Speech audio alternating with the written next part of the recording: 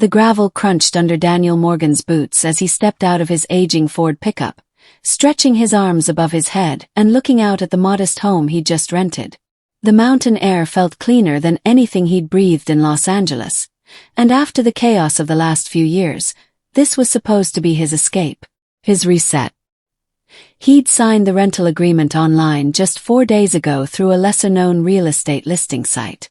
The pictures had shown a quaint 2-bedroom cabin nestled deep in the Oregon woods near the Cascade Range. Cheap, isolated, no cell service. It was perfect. Daniel closed the truck's door and looked at the structure. The roof needed some shingle repair and one of the wooden porch steps creaked ominously, but otherwise the house looked just like the photos, maybe even better. He pulled his duffel bag from the back seat and unlocked the front door using a key left in a rusted tin mailbox labeled T. Collins. That was the name on the lease agreement. Some reclusive older man who apparently didn't do much online. Everything had been handled through email with his assistant, who only gave her first name, Linda. It was all a little unusual, sure, but Daniel wasn't exactly someone who asked many questions anymore. Inside, the house smelled of old cedar, with a faint undertone of pine. Dust floated in the slivers of sunlight cutting through the half-drawn blinds. A fireplace dominated the living room, complete with a mantel full of carved wooden figurines, mostly owls and foxes. The furniture was old but not filthy. A brown suede couch, a rocking chair, and an antique clock that ticked softly from the wall. The kitchen had rustic charm with its outdated oven and mismatched cupboards. All the basics were there. No TV, no Wi-Fi, just the forest and his thoughts. He dropped his bag on the couch and made a quick circuit through the house. 2 bedrooms, a small bathroom with creaky pipes, and a back door that opened to a porch overlooking a thick tree line. He took a deep breath. No traffic, no sirens, no angry neighbors, no reminder of how badly his life had gone off the rails. Just silence. That night, he lit a fire and sat on the couch with a paperback mystery novel he'd brought along. The wood cracked and popped as the flames grew, casting long shadows across the room. He was just beginning to doze off when something knocked. 3 gentle taps. He sat up straight, the novel falling onto his lap. He stared at the door. Was it the wind? A branch? Another knock, 3 slow taps, louder this time. Daniel stood, his heart suddenly thudding. He moved to the front door and peered out the small window at the top. There was no one there. Just his truck, the dirt driveway, and the trees beyond. He opened the door cautiously, stepping onto the porch. Hello. Only the wind answered. He waited a minute, then stepped back inside and locked the door. Maybe it was an animal. Or maybe just his imagination. He had been under a lot of stress. He'd barely slept on the long drive up here. He shook it off and returned to the couch. But that night sleep didn't come easy. Every creak, every rustle outside, every distant howl of wind felt amplified. He told himself it was just because it was unfamiliar. The next morning he awoke to cold. The fire had long since burned out. He rubbed his eyes and stood, yawning, stretching, and froze. The windows showed nothing outside. Nothing. Just white. No trees. No driveway. No forest. He rushed to the front door and flung it open. There was nothing. No house. No porch. No truck. No forest. He stood in the middle of an empty, pale, fog-drenched field that stretched endlessly in all directions. The cabin was there behind him, but the world around it was gone. Daniel stepped off the porch into the mist. The air was colder than before, biting. The crunch of dry grass beneath his boots was the only sound he could hear. He walked a dozen yards away from the cabin, turned and stared at it. Stood impossibly still. Like it had been placed there artificially. Like it didn't belong. He hurried back inside and tried to calm himself. This had to be a dream. He would wake up and everything would be normal. But as the hours ticked by and the fog remained, doubt began to grow. He checked the kitchen drawers. Found a dusty flashlight, some batteries, a box of matches, and an old Polaroid camera with one last picture still tucked inside it. The picture was of the cabin, but the photo was old, worn, yellowed, and in it the house looked abandoned. Windows shattered, roof partially collapsed, trees overgrown around it. It didn't match what he was living in now. Not at all. He flipped the photo over. In shaky black ink were the words, "Don't stay the night twice." Daniel dropped the picture. He picked it up again and read it a second time, then a third. His heart hammered in his chest. The knock came again that night. 3 taps, then 3 more. He didn't answer it. The next morning he opened the door, and this time the forest was back. His truck was parked where he left it. The trees swayed gently under the morning sun. Birds chirped in the branches. Everything looked normal. Was it all a hallucination? A dream? Daniel stepped outside, breathing in the fresh mountain air. He walked a few circles around the house, examining the ground, the trees, even the undercarriage of his truck. Everything was where it should be. He went back inside and made coffee on the old stove, trying to pretend none of it had happened. Later that day he found the photo again. It was still real. Still there. He thought about packing his bag and driving back to Portland, maybe getting a hotel or Airbnb for a few days instead. But something held him back. The rent had been paid for the whole week. And part of him wanted to understand what had happened. He wanted answers. So that night he stayed again. And again the knock came. Only this time it was different. It wasn't just 3 taps. It was footsteps. Slow, deliberate steps circling the outside of the house. He turned off the lamp and crouched beside the couch. Linda handled everything by email. Evans sighed. That cabin's been abandoned for over 20 years. It burned down back in '03. Nobody's lived there since. And there's no assistant. No Linda. At least not anymore. Daniel just stared at him. "You sure you weren't at some other place?" Evans asked, trying to sound calm. "I know where I was," Daniel said. Evans looked at him carefully, then said, "You should come back with me. Just to check." They drove back out to where Daniel swore the house had been. But when they arrived there was nothing. Just a clearing. Some scorched stone foundation. No cabin. No porch. No mailbox. Just charred remains. Evans crouched beside what might have once been a fireplace. "You said you found a photo. Do you still have it?" Daniel reached into his coat pocket and pulled it out. But the image was gone. The photo was blank. Just an empty frame of gray, like overexposed film. Evans didn't say anything.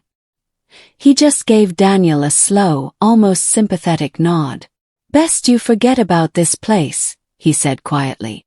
"Some houses don't like being remembered."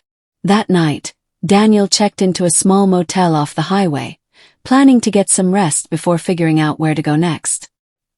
He lay down, closed his eyes, and then sat bolt upright as 3 slow knocks came from the door. To be continued. Daniel didn't open the motel door right away. The knock had been deliberate. 3 slow taps, just like at the cabin.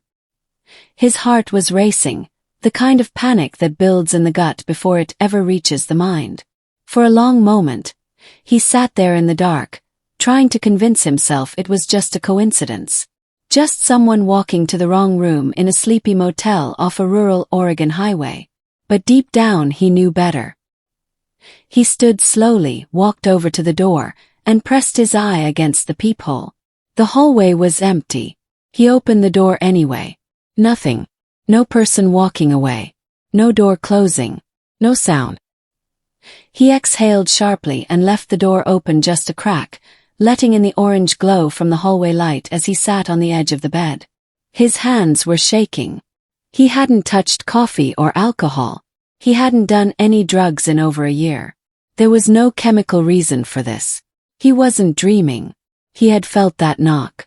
His phone sat on the nightstand, still without service. He opened the settings, toggled airplane mode on and off again, but no signal appeared. He considered connecting to the motel's Wi-Fi, but even that wouldn't help. He didn't have anyone to call. No one he could explain this to. His last relationship had collapsed during the pandemic. His old business partners had ghosted him the moment things got hard. His parents were retired and sailing along the East Coast.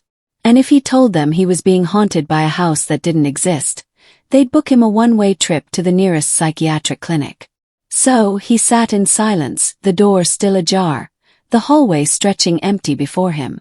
And then, faintly, from the old heater vent near the floor, he heard it. His name. Whispered like breath through a crack in a coffin. Daniel. He slammed the vent closed with his foot, heart pounding, and locked the door tight. Then he grabbed his backpack and shoved his belongings into it with frantic energy. He couldn't stay here. He didn't know where he was going, but he knew he couldn't spend another night in this town. He started the truck just after midnight and headed north on Route 58 toward Eugene. It was the nearest major city, and he figured he'd have better luck there. As the headlights cut through the darkness, he glanced at the rearview mirror more times than he could count, half expecting something or someone to be sitting in the back seat. But the seat remained empty. Just before dawn, he arrived in Eugene and booked a room at a modern hotel near the university. Bright lobby, busy staff, concrete and glass all around him. Felt safe. The girl at the front desk wore a smile that was just fake enough to be comforting. "Rough night?" she asked as she handed him his key card. "You could say that," Daniel muttered. He didn't sleep right away. Instead, he took a long, hot shower, trying to erase the cold that had soaked into his bones. When he finally collapsed onto the bed, he expected the dreams to follow, but they didn't. He awoke hours later to sunlight and noise. A vacuum cleaner humming in the hallway. The sound of someone knocking on another door. But this time it didn't feel directed at him. He sat up and looked around the room. It was normal. Modern. No whispers. No photos. No eerie trinkets. He decided to go for a walk, grab coffee, and try to feel like a human being again. There was a little cafe called The Mug Tree a few blocks away, and he found himself seated by the window with a latte in hand and a croissant he barely touched. His mind kept drifting back to the cabin. Photo. The fog. And those 3 taps. Daniel Morgan. He looked up. A woman stood there, early 40s, dressed in dark jeans and a green windbreaker. She had copper-colored hair tied into a ponytail and sharp hazel eyes that studied him with interest. Yeah, he said, cautious. She extended a hand. "Linda Collins." He blinked. "What?" "I believe you were looking for me," she said, her voice steady. "You're Linda, the assistant?" he asked. "No," she replied. "Not exactly. It's complicated. Mind if I sit?" He nodded slowly, confused and curious. She pulled the chair out and sat across from him, setting a leather folder on the table between them. "Before you ask, yes, I know about the cabin. I know about the photo. I know what happened to you. And you're not the first." Daniel leaned in. "What the hell is going on?" She opened the folder. Inside were photos. Old ones. Newspaper clippings. Property documents. Handwritten letters. "That house, what you saw, it burned down 22 years ago. But every so often someone like you finds it again. Rents it. Sleeps in it. And it appears just for them. And every time the same things happen." Knox. Photo. The fog. Daniel picked up one of the photos. It showed a younger man, wide-eyed and pale, standing outside the same cabin. His name was Jeremy Pratt, photographer. He vanished after spending a weekend at that house in 2014. Nobody's heard from him since. The police found his car parked outside the foundation of the old house. No sign of him. No footprints. Nothing. "Why me?" Daniel asked. "Why now?" Linda hesitated. "I think the house picks people. People who are isolated. Drift. You were easy to reach. A man with no strong ties, no witnesses, no one who would come looking too quickly. The perfect candidate." Daniel's stomach turned. "And what, you're here to warn me?" Linda shook her head. "I'm here because I used to be part of it." He stared at her. "My father owned that property," she continued. "Tobias Collins. He built that cabin with his own hands in the 70s. After my mother died, something changed in him. He stopped coming to town, stopped calling family. Eventually the place caught fire. I never believed it was an accident. She reached into the folder again and pulled out a journal. This was his. Daniel flipped through the pages, scanning entries. Most were mundane. Notes about repairs, weather, deer sightings. But then, in later entries, the tone shifted. Something watches from the trees. The house doesn't feel like mine anymore. The knocks came again. One entry simply read, "Don't stay 3 nights." That was the last thing he ever wrote, Linda said. He was never found. Daniel leaned back. So, what am I supposed to do? Leave, she said simply. But it might not be that easy. Once the house touches you, it's like a thread. If you keep pulling at it, it pulls back. Too late, he muttered. He stood. If you want help, there's someone you can talk to. He's a professor of folklore and anomalous structures at the university. Name's Dr. Grant Holloway. He's eccentric, but he knows more than I do. Daniel stood too. Why are you helping me? Linda looked at him, something sad in her expression. Because I couldn't help my father. Maybe I can help someone else. She left the cafe, and Daniel watched her disappear into the crowd. That evening, he found Dr. Holloway's office on the 3rd floor of the university's anthropology building. The hallway smelled like old books and varnish. A placard on the door read, Dr. G. Holloway, Comparative Folklore and Liminal Space Theory. Daniel knocked. Enter, came a muffled voice. He stepped inside. The office was a chaotic mess of stacked papers, maps, strange artifacts, and books with names like the cartography of disappearing places and phenomenal dwellings. Dr. Holloway was in his 60s, with wild gray hair and glasses that sat lopsided on his nose. He wore a sweater with a coffee stain near the collar and gestured for Daniel to sit. So, you're the latest guest of the Phantom Cabin, he said without preamble. Daniel nodded. How did you know? Linda called me. Said you had the look. Haunted, shaken, asking questions most people shouldn't ask. Daniel told him everything again. Holloway listened intently, tapping his pen against a yellow notepad. When Daniel finished, the professor leaned back and sighed. You've been marked. That's what I call it anyway. The house exists in what we call a liminal space. Neither fully real nor fully imagined. It appears when it chooses. And it feeds on attention. Feeds? Daniel asked. Every time someone notices it, enters it, remembers it, it grows stronger. More real. The more you think about it, the more power it gains. So what do I do? You have 2 options, Holloway said. Forget it. Completely. Never go back. Never speak of it again. Burn every trace. Cut the thread. And the other. You confront it. But few survive that. Daniel stood. I've already stayed 2 nights. Holloway's eyes narrowed. Then you only have 1 more. To be continued. Daniel left Dr. Holloway's office with the weight of an unspoken deadline pressing down on his chest. He had already stayed at the cabin for 2 nights. According to both Linda and Holloway, that meant he had 1 more night before something irreversible happened. But what that something was, no one could explain. And that terrified him even more. Outside, the sky was beginning to darken. The wind had picked up, pushing dry leaves down the sidewalk like whispers racing to catch up to him. He thought about checking into another hotel. 1 more night. Somewhere brightly lit. Somewhere human. But even as he told himself he should hide, the part of him that had come to the mountains in the first place, that bitter, reckless part, whispered, finish it. He drove out of town as the last pink light faded from the horizon. The road to the cabin had always been winding, but now it seemed to stretch longer than it should have. The trees leaned in over the road, and mist began to gather in the low dips along the asphalt. His GPS, of course, had no signal. He followed memory, instincts, and an uneasy familiarity. And then, just like that, it was there again. Cabin.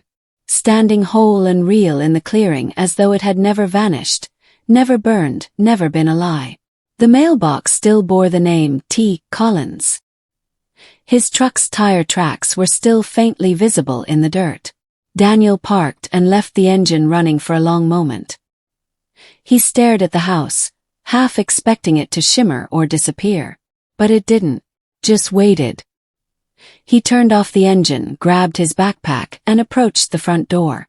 It creaked open before he even touched the knob. Inside, everything was exactly as he'd left it. The furniture untouched. The firewood stacked neatly beside the cold hearth. The air still carried that scent of cedar and something older. Something not quite decay but close. He walked through each room, checking every window, every door, every corner. Nothing moved. Nothing whispered. And yet, the silence was thick with tension. He built a fire, not for warmth but for comfort. The glow of the flames cast long, dancing shadows across the walls. Daniel sat on the couch and tried not to stare too long into those flickering shapes. He set his phone beside him, its screen dark and lifeless. No service, of course. Then, from the far wall came a soft sound. The old wooden clock on the wall had started moving again. Daniel hadn't noticed it before, but now the hands were sweeping smoothly, measuring out time he could feel sliding away from him. He took out the journal Linda had given him, the one belonging to Tobias Collins, and flipped through its brittle pages again. One entry near the end stood out. "There is a door in the basement now. I didn't build it." Daniel lowered the book slowly. He hadn't seen a basement. He stood and made his way to the small pantry next to the kitchen, feeling the creaky floorboards beneath his feet. He knocked on the wooden panel at the back of the pantry. It echoed slightly. He looked closer and found a seam in the wall, almost invisible, a narrow outline, and near the floor, a small iron ring like a handle. He pulled it. A thin door groaned open, revealing a set of narrow wooden stairs spiraling down into darkness. The air that drifted up from below was colder than outside. Stale, like it had been trapped for years. He should have stopped, should have shut the door and run. But he didn't. He grabbed his flashlight from his bag, clicked it on, and descended. The staircase creaked with every step. The beam of light barely pierced the blackness. When he reached the bottom, his breath caught. The basement was enormous. Far larger than it could have been, considering the size of the house above. It stretched out like a tunnel, the walls rough stone and dirt, reinforced with beams that looked centuries old. Strange markings had been etched into the walls. Symbols, spirals, and something that looked like a distorted house drawn over and over again. The deeper he walked, the more it felt like the air itself was changing, thicker like walking through water. The light from his flashlight flickered once, then stabilized. Then he saw the door. Not a basement door. Not a trapdoor. A full ornate door standing upright in the earth wall, framed in rotting wood. It was painted a deep red, though the color had faded to rust. The doorknob was brass and carved with a spiral that seemed to shimmer as he stared at it. Daniel reached for it and stopped. There was a sound behind the door. Breathing. Slow, shallow, not human. A rasp like lungs full of dust. He backed away, heart thundering, but before he could turn around, the door creaked open an inch. From the crack came a voice. "Daniel, you came back." He ran. He bolted up the stairs, slamming the hidden pantry door behind him. He dragged a chair in front of it, though he knew it wouldn't help. He stood there, panting, sweat cold on his forehead. And then the clock struck once. A deep, echoing chime. It was midnight. He sat on the couch, holding the journal like a shield. The fireplace crackled softly. Then came the knock. 3 taps. Daniel stared at the door, frozen. Another 3 taps, this time from the back door. He stood slowly, reaching for the flashlight again, though he knew it was a useless comfort. Then the windows began to fog up from the inside, as if the house itself was exhaling. He moved toward the front door and looked out. There was someone standing at the edge of the tree line. Not moving. just watching. The figure was tall, shadowy, with something covering its face. A burlap sack. Mask. He couldn't tell. He turned to the back window. Another figure. And another by the far corner of the house. They were surrounding him. He ran to the door, but something stopped him from unlocking it. Not fear, instinct. Deep primal something telling him, if you open that door you don't come back. The fire flared high for a moment, casting sharp light across the room. And then they knocked again. But now it was every wall. All around him. From above the ceiling. From below the floor. They were inside. The lights flickered. Then silence. He turned slowly and saw it. Photo. The one he'd found in the kitchen drawer before. It was on the fireplace mantel now, though he hadn't placed it there. He picked it up. It had changed. It was now a photo of him, sitting on the couch, looking at the photo. He dropped it. It hit the rug with a soft thump and flipped. New handwriting had appeared on the back. If you leave now, you will always come back. He stepped back, breathing hard. And then, something moved in the hallway. Daniel grabbed his flashlight and shone it forward. A figure stood just at the end of the hall, back turned, wearing an old flannel shirt. It looked like his father. But that was impossible. His father had died 2 years ago. He hadn't even known about this place. The figure turned its head slowly. Daniel blinked. Now it was a woman. His ex-girlfriend. Then it was Linda. Then it was himself. The face shifted, changed, warped into dozens of versions of people he knew, each flickering like a bad film reel. And then it said in his own voice, "You brought this with you." The figure stepped forward and the flashlight died. Daniel stumbled backward, hand searching for something, anything. He knocked over the coffee table, fell, hit his shoulder and scrambled up again. Light returned. But the house had changed. Now it was rotten. Mold climbed the walls. The furniture was shredded. The fireplace was a crumbling ruin. The ceiling sagged with water damage. The window panes were cracked. The house had aged decades in seconds. He turned in a circle, disoriented. A sound rose up from beneath the floorboards. Whispers. Chanting. And then, just above a whisper, 100 voices said in unison, "Third night." He didn't remember falling asleep.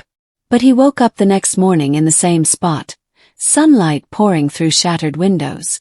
And outside, the cabin was gone. He stood in an empty clearing. No house, no porch, no chimney, no photo. Just dirt and ash and the sound of wind in the trees. His truck was parked exactly where he'd left it. He climbed in and drove back to town. But something was wrong. No one saw him. He stopped for gas. The clerk didn't even look up. He walked into a diner, sat at the counter. The waitress passed him 3 times. He spoke. They didn't hear him. He waved his arms. They didn't flinch. He walked into the middle of the street. No cars stopped. He wasn't there. He was gone. He stood in front of a mirror in the motel bathroom, and his reflection blinked a second too late. Then it smiled at him. He didn't smile. To be continued. Daniel Morgan stood motionless in front of the mirror. The reflection staring back at him looked like him, but not exactly. The eyes were wrong. Too focused. Too aware. And the smile twisting his lips was slow and deliberate, like it belonged to someone else entirely. Daniel stepped back. The reflection didn't. It remained there, standing still in the mirror, watching him with a steady grin. And then it mouthed something. He couldn't hear the words. He didn't want to. He grabbed his duffel bag from the bed, tossed in what few things he had, and stumbled out of the motel room. Outside, the day was gray and still. His truck sat where he'd parked it, but it looked off. The paint duller. The wheels sunken slightly into the gravel like it had been sitting there for weeks, not a night. He unlocked it and climbed inside, turning the key. The engine groaned and coughed to life after a few long seconds. The dashboard clock blinked erratically before settling on a time. 12:03. No AM.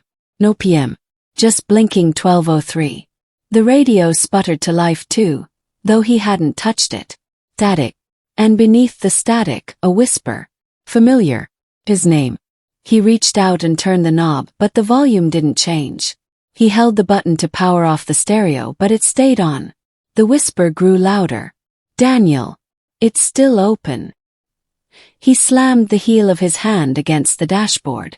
The whisper stopped. The radio shut off. The only sound left was the soft rattle of the engine and his own breathing. He drove. But the road didn't look right. Buildings he'd passed the day before were gone, replaced by boarded-up shops. Gas stations empty and covered in vines. Cars left abandoned on the shoulder, rusted and half-swallowed by weeds. It looked like the remnants of a place that had been forgotten years ago. He passed a street sign, bent at an unnatural angle. The letters were smeared. The green of the sign had faded to gray. He kept going, pushing the gas pedal harder, until he reached a crossroads he recognized. There was the old roadside diner, the one with the neon coffee cup sign. But the sign didn't light up. The diner's windows were shattered. The door hung off one hinge. The parking lot was empty. No lights inside, no people, just dust and decay. Daniel pulled over and got out. A crow sat on the diner's sign, staring down at him. Its feathers were jet black, eyes sharp and intelligent. It cawed once, loud and harsh, and flew off into the trees. Inside the diner, everything was frozen in time. Dishes still sat on the tables, covered in a thick layer of grime. Chairs had been knocked over, menus curled with age. He stepped past the threshold, boots crunching on broken glass. There was a sound, soft, metallic.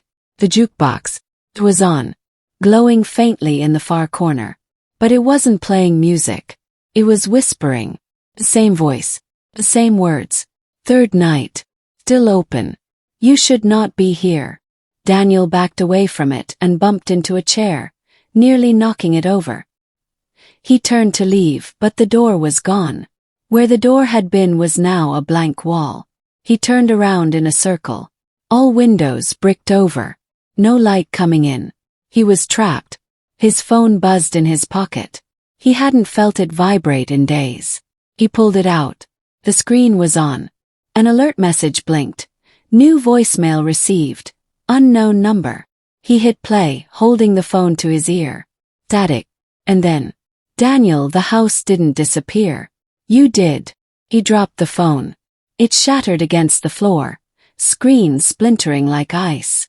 From the far end of the diner, a shadow moved. Not walked, moved. Glided.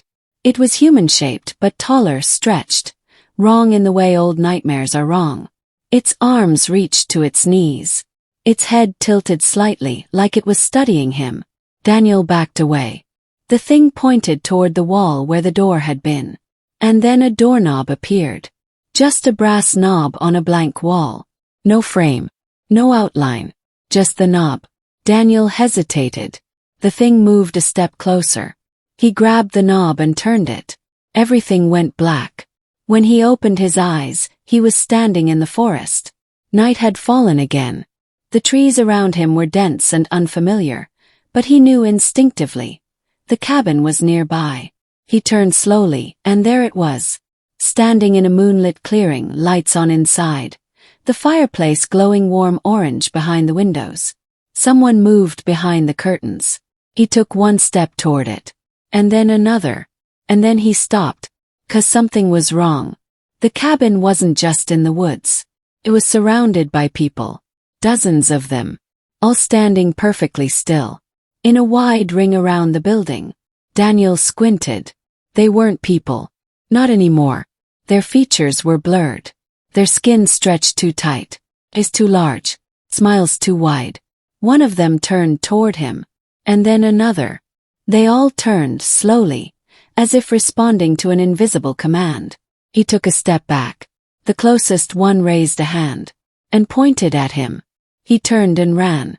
Branches whipped against his face. Brambles tearing at his jeans. He didn't look back. He didn't need to.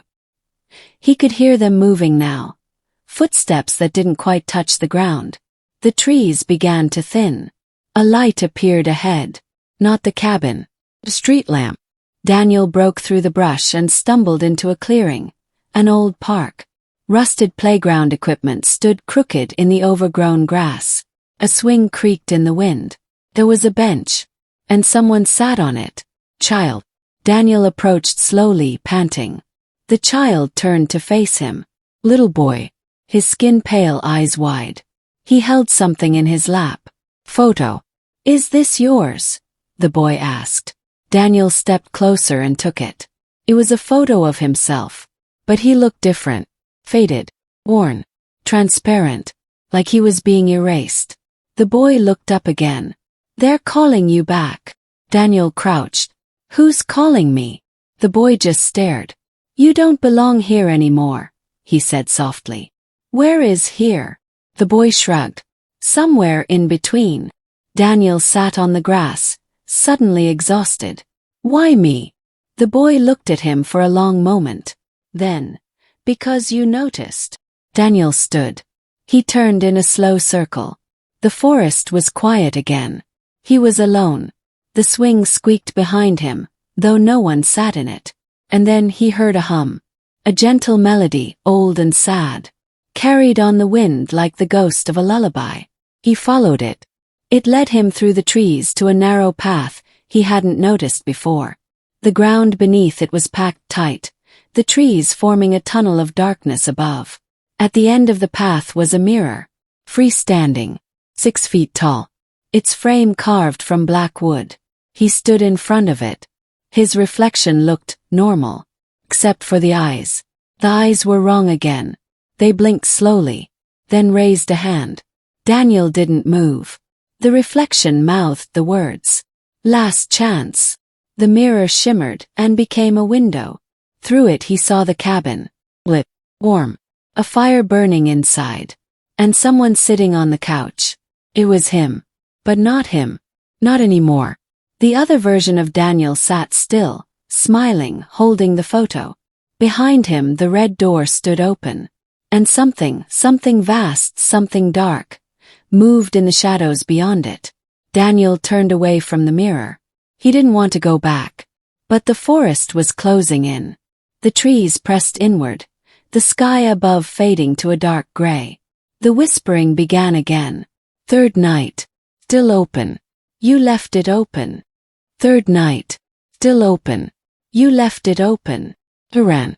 He didn't care where. Branches clawed at him. Roots tried to trip him. The forest didn't want him gone. He broke free into a gravel road. And there somehow was his truck. He jumped in, started the engine. It roared to life. He drove. 4 hours. Until the forest thinned. Until the whispers faded. Until the world began to feel real again. He crossed a state line. Then another. He didn't stop. He didn't sleep. He didn't speak. Weeks passed. He grew a beard. Stopped using his phone. Avoided mirrors. Took odd jobs, moved town to town. He was trying to forget. And for a while it worked. Until he checked into a motel one rainy night in Nevada. And found a note under his pillow. Scrawled in old ink. A single line. Don't stay the third night again. To be continued. When Daniel finally reached the hotel again, soaked from the storm and shaken to his core, he didn't speak a word to the woman behind the counter. She looked up from a paperback novel and blinked in surprise as he entered, dripping and wild-eyed. Sir, you all right? She asked, but Daniel merely walked past her, climbed the stairs 2 at a time, and locked himself in his room. The rain continued to lash the windows outside, but inside, Daniel sat on the edge of the bed, clutching the piece of paper he'd managed to retrieve from the burnt remains of the fireplace. Half-burned, damp, and barely legible, but it was something. The handwriting was shaky, as if whoever wrote it had done so in great haste. Most of it was scorched and unreadable, but a few words stood out. Can't stay. Every year, return to the field, house not real, don't trust. The rest had crumbled into ash in his hands. Daniel barely slept that night. When he did doze off, it was a shallow, haunted rest filled with dreams of empty rooms and voices calling his name from within the walls. He awoke to a pale sunrise cutting through the rain-soaked clouds. His nerves frayed and thoughts muddled. After a quick shower, he packed his bag and walked to the front desk. "Excuse me," he said to the woman who'd checked him in. "Can I ask you something odd?" She tilted her head. "Sure. That field just outside town.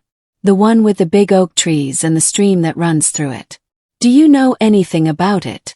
Her brow furrowed. "You mean Harlan's field? I guess.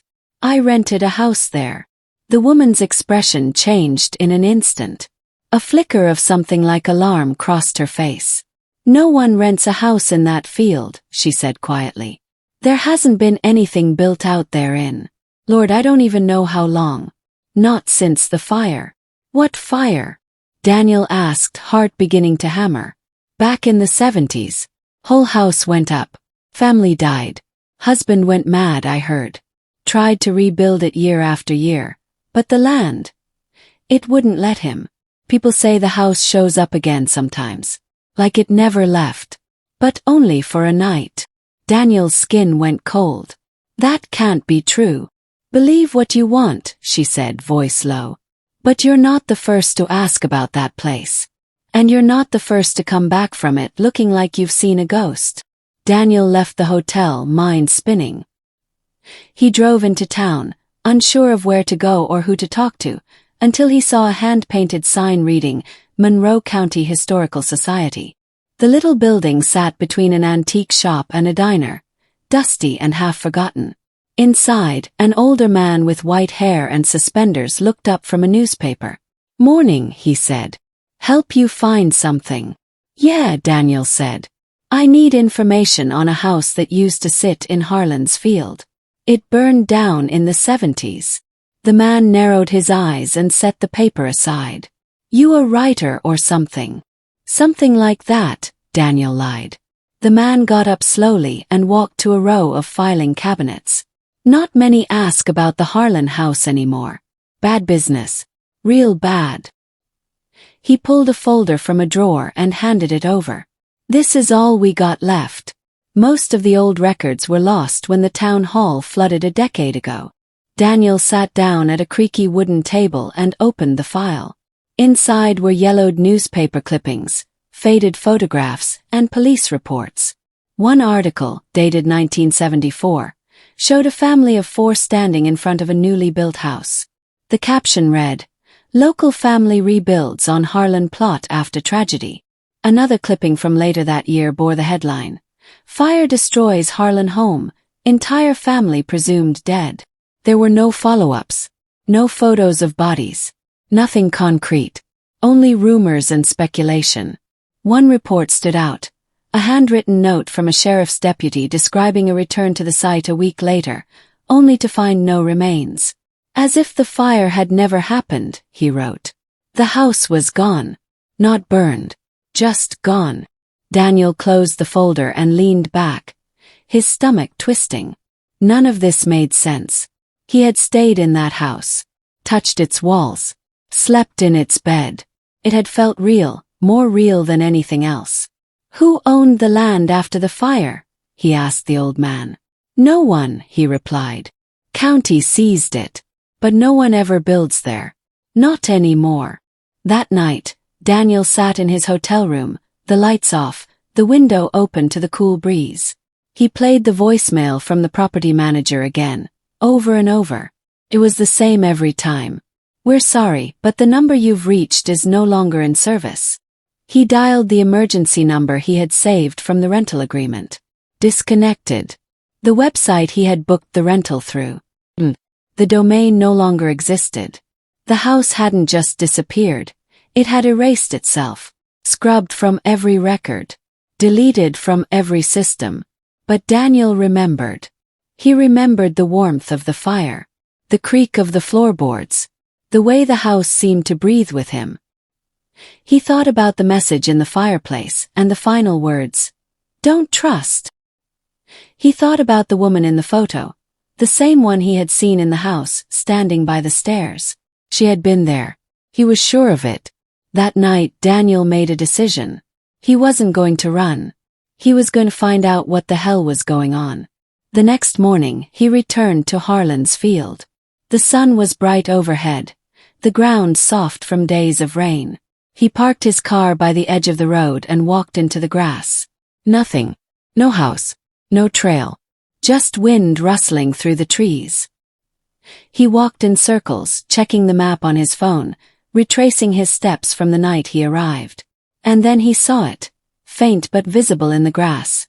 A line like the edge of a foundation. He knelt, brushing away leaves and dirt. His fingers caught the edge of something. A blackened, burned piece of the house. Real. Tangible. He pulled out his phone and snapped photos, documenting everything. He wandered deeper into the field until he came across the remnants of the old stream, now dry. There, lying in the creek bed, was a rusted tin box. He opened it with a rock and found inside a stack of letters, bound in twine. The top one read, "To whoever finds this, don't believe the walls. A house lies, lives, and it remembers. We never left. We never could." Daniel stood in the middle of the field, the wind howling louder now, carrying a strange low hum that vibrated through his bones. The world tilted for just a moment. The sun flickered like a bad bulb. And when he turned around, the house was there. Standing tall, unchanged, as though it had never been gone. The porch light glowed. Smoke curled from the chimney. Derek awoke to silence, as if the world had stopped turning. The house was still, but not peacefully so. It was as if something was holding its breath. He sat up, immediately alert. The dream he had just had was vivid. He'd been standing outside the rental house, watching it crumble into ash. A voice whispered behind him. "It never belonged to you." It was 4:13 a.m. He didn't need to check. That cursed time had embedded itself into his life now. The digital clock confirmed it. The rest of the house was pitch dark. He hesitated to leave his bed, but staying there didn't feel safe either. He grabbed his phone. No service. Again. This time, though, he wasn't going to run to Olivia or depend on anyone else. He had to face this thing, whatever it was. The mystery had expanded beyond what he thought was possible. The people in the town either knew too much or nothing at all, and the house clearly wasn't just some dilapidated structure. It was a pocket of something darker. He stepped out of the bedroom into the hallway, flashlight in hand. As he moved down the creaky stairs, each step moaned under his weight like it was protesting his descent. He expected the living room to look the same as the last time he saw it. Dusty, broken, full of eerie stillness. But it was clean, polished, bright. Candles were lit on every shelf and window. A fire crackled in the hearth. A long dining table had been set in the middle of the room, covered in a white lace cloth and fine china. A full feast sat atop it. Turkey, roasted vegetables, pies, loaves of bread, crystal glasses of red wine. At the head of the table sat a woman. She looked like Olivia, but her eyes were wrong. Too dark, too deep, like bottomless wells. Her smile was too wide. "Welcome back, Derek. You made it in time." He froze. "What is this?" "A housewarming," she said sweetly, resting her hands on the table. "For our new resident." He took a cautious step forward. "You're not real. None of this is." "Real enough," she said, tilting her head. "You signed the agreement. You stayed the nights. The house accepts you." He shook his head. "No. I never agreed to anything. You entered willingly. You ignored the warnings. You kept returning. You even brought someone else into it." Derek's voice cracked. "Where's Olivia? The real Olivia?" She giggled. "Oh, sweet boy. She left you long ago. She was never meant to be part of this." He started backing away. "I'm not part of this either." "You are now," she whispered. The house trembled around him. The windows darkened. The light from the candles flickered violently. The food on the table began to rot, melting into black sludge. The woman stood, her features changing. Her face stretched unnaturally, her eyes melting into hollow sockets. He turned and ran. The front door was gone. He turned down the hallway toward the kitchen, but it led to another hallway. He tried to go back upstairs, but the staircase had vanished. Every door he opened led to another identical hallway or a dead end. And then, behind him, footsteps. Deliberate, heavy, low. He whipped around, shining the flashlight toward the sound. There stood a tall figure in a gray suit. No face. Just smooth, pale skin where features should be. Its hands were long, with fingers that bent at odd angles. In one of them, it held the old lease agreement, the one Derek had thrown into the fireplace. "You belong here," the faceless man said, though the words didn't come from a mouth. They echoed in Derek's mind. "I didn't sign that. I never did," Derek gasped. The faceless man extended the paper toward him. His name was there, signature and all. The date was listed as the day he first arrived. Derek tried to run again, but the floor beneath him caved. He fell into darkness, deeper and deeper, tumbling through cold air. When he landed, it was on soft ground. Grass. The sun was rising. He sat up slowly and looked around. He was in the exact spot where the house had stood, but now it was just an overgrown lot surrounded by trees. No foundation. No wood. Nothing. Just dirt, grass and silence. Olivia stood a few feet away, watching him. She looked tired, hollow. "You made it," she said weakly. "Where were you?" he asked, his voice cracking. "I tried to leave. The road just looped back. Then I tried to burn the contract. Nothing worked." He got to his feet, still dizzy from the fall. "But you're here. I think it's because the house doesn't need us anymore." It got what it wanted. A cold realization swept over him. Then who does it want now? They turned as a car approached on the dirt path leading toward the lot. A young couple stepped out. The man was looking at his phone, trying to pull up directions. The woman pointed toward the field. "There it is," she said. "That's the address they gave us." The man looked around. "It's just a field." "No, there's a house right there," the woman replied. "Can't you see it?" Derek and Olivia locked eyes. The house was back. The young couple walked toward it, unaware. Derek stepped forward, calling out, "Wait! Don't go in there." But the couple didn't hear him. They were already walking through the front door that didn't exist a moment ago. And then the house was gone again. Just trees and grass. Derek looked down at his hands. The contract had reappeared, clutched in his fingers. The signature space was blank once more. "It doesn't end," Olivia said quietly. "It just chooses." They walked away from the lot, not sure where they were going, only knowing that they had to get far from that place. But with every step, the forest around them shifted. The air grew thick again. The trees curved inward, blocking the path. Behind them, in the distance, they heard a door creak open. And someone said, "Welcome home."